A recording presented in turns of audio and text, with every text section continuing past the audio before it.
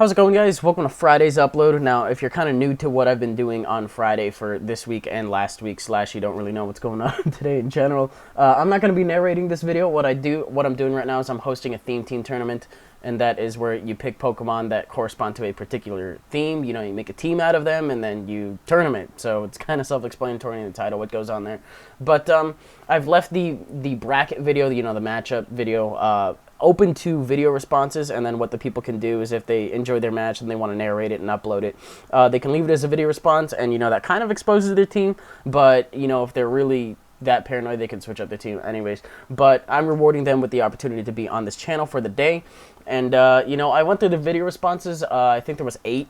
And you know, I enjoyed this one the most. So this is actually going to be featuring a MrTinnPeach versus a NoJNP. MrTinnPeach will be using a Pixar characters theme team, and NoJNP will be using a Powerpuff Girls theme team. Now, I know a fair amount about Powerpuff Girls, truth, and then a fair amount about Pixar characters, you know, also truth. So I enjoyed this one a lot. Now, the thing you're probably thinking is Pixar. Pixar is really broad. No, it's not, if you really sit down and think about it. They don't put a lot of characters in Pixar movies because children don't want to be remembering multiple characters and, you know, things and reasons and stuff like that. I don't know. I just found it, you know, just the right amount of characters that he could, you know, pick from, and then he didn't actually, you know, stick to all, you know, like 2 tiers. Anyways, I'm kind of rambling. Point is I enjoyed both, you know, teams a lot, and I enjoyed his narration a lot. I had to remove a little bit of static from it, so if there's some present, I've done my best to remove it. I'm kind of rambling. I will just let you guys watch it and enjoy. What's up, YouTube? This is MrTinnPeach here, bringing you a 5th gen Wi-Fi battle against NoJNP, and this will be for ELO's theme team tournament. So I'm using a Pixar characters theme, and NoJNP is using a Powerpuff Girls theme.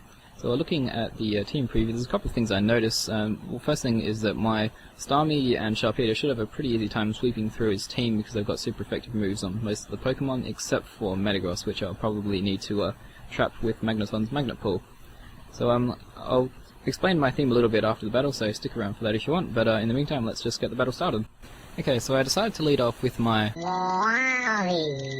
So my opponent leads off with a Victini, and I was actually kind of... I was fearing the Victoria. I probably should have switched out, but I ended up not switching out because I really just wanted to get my Stealth Rock up to put a lot of pressure on the Victini and the Togekiss. So that is what I do as my opponent switches into Buttercup, the Shaman. So I was kind of fearing the Earth power because I knew Shamans carried a lot, and I know that Metagross doesn't have the best special defense. So I go into my special defense wall, which is my Ham, the you know, the piggy bank from Toy Story. But he ends up just going for the substitute, which is it's not too bad for me. But right here he does miss the Leech Seed, which is a bit unfortunate, but that's just what happens, I guess. So I go for the Psychic just to try and break the substitute, which luckily it does. I wasn't sure if it could. And I go for it with Psychic again because I just want to get as much damage as I can on this thing, but he switches back out to Blossom, just to try and hit me from the physical side. I think he probably recognizes that I'm a special wall.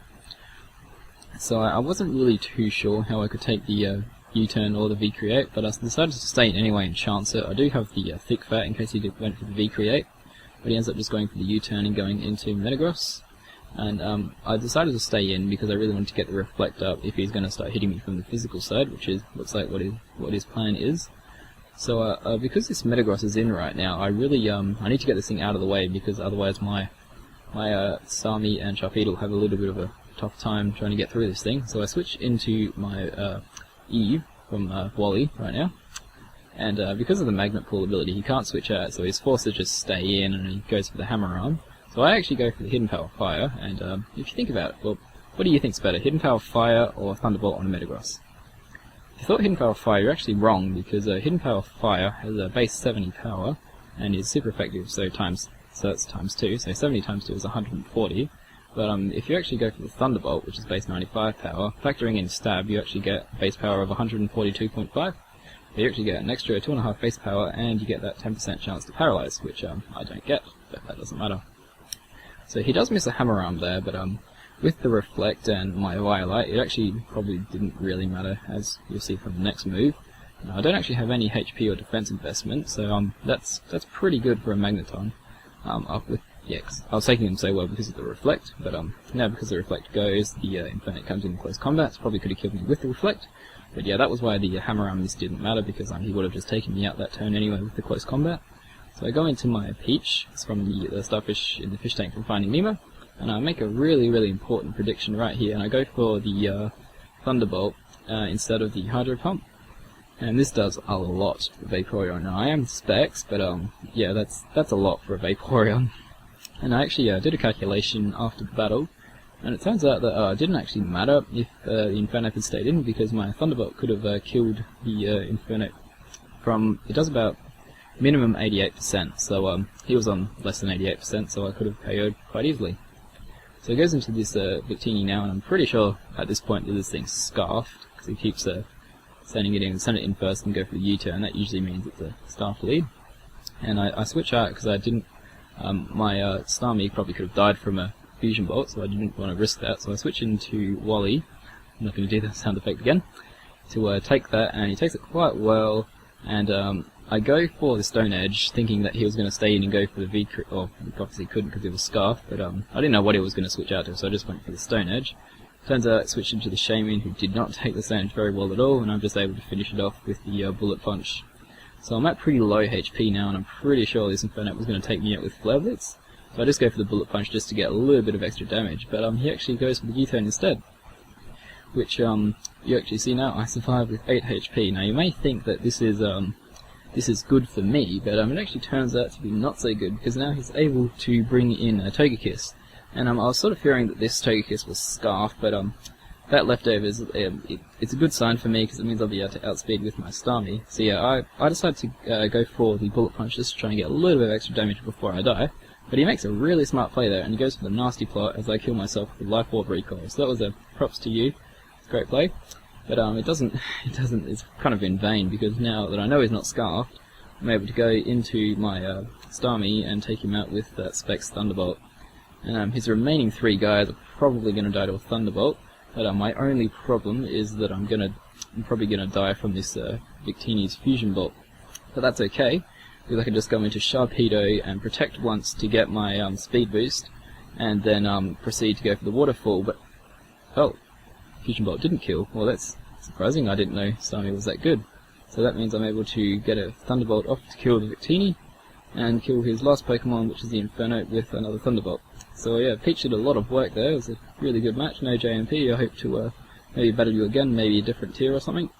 So yeah, that'll be the match, guys. Okay, so this is where I take a little bit of time to sort of explain my team a bit. Unfortunately, there was 2 members that you didn't actually get to meet. Oh, here's one now. Hello, my name is Bruce. Hello, Bruce. And then there was also... How you doing, Rex? Were you scared? Yes, Rex, we were terrified. So yeah, guys, that's pretty much my whole team. Hopefully I'll be able to swap my Salamence for a Tyranitar next round called Rex, because I think Tyranitar will make a better Rex than Salamence. And yeah, the reason I can't do it at the moment is because Sandstream, obviously, there was no weather rule, but the Dream World Tyranitar is going to be released soon, so hopefully by next round that'll be released and I can use it. So yeah, I'll pretty much just give you a bit of a breakdown of my team and how I came about it. So we've got, from the movie WALL-E, we have a Metagross called Wally, and an Eve called Magnezone, sorry, a Magneton called Eve. I was originally going to use a Magnezone, but because I already had 3 OUs, I couldn't do that. And then from the movie Toy Story, we have a Ham, which is a Grumpig, and then there was a Rex, which is at the moment a Salamence. And then from Finding Nemo, we had Peach, which was a Starmie, and then Bruce, which was the Sharpedo. So the idea I got for this theme was I wanted to do a movie. Like I love movies. I work at Blockbuster, so I originally had the idea of doing a Reservoir Dogs theme team, like doing Mr. White, Mr. Pink, Mr. Orange would be Eradicate, and Joey would be a Snorlax, and sort of stuff like that. But I sort of had to play around with it, and all the Pokemon were kind of crap, so I didn't think I'd really get past the first round, so I decided to scrap that idea. And I already had a Jellicent named Squishy, if you watch my previous videos. So I decided, okay, maybe I could do a Finding Nemo theme team. So I sort of started to have a look into that, and I realized that every single character that could be a Pokemon in Finding Nemo is water type. So I didn't really want to have a mono water team, so I just sort of decided to just broaden it out a bit and just say, okay, Pixar characters in general. So yeah, that's how I sort of came across, or thought up the idea to do Pixar characters. So if you like this video, please leave a comment and a like rating, would be much appreciated, and subscribe to me if you want to see more of my videos. I haven't really done too many at the moment, but maybe I'll do some more, see what happens. Yeah, and I'd just like to say a big thank you to Elo for hosting this tournament. I imagine it must be a big mindfuck. But yeah, you're doing a good job so far, and good luck to everybody else entered in the tournament. So yeah, I think that'll be all from me, so thanks guys, see you later.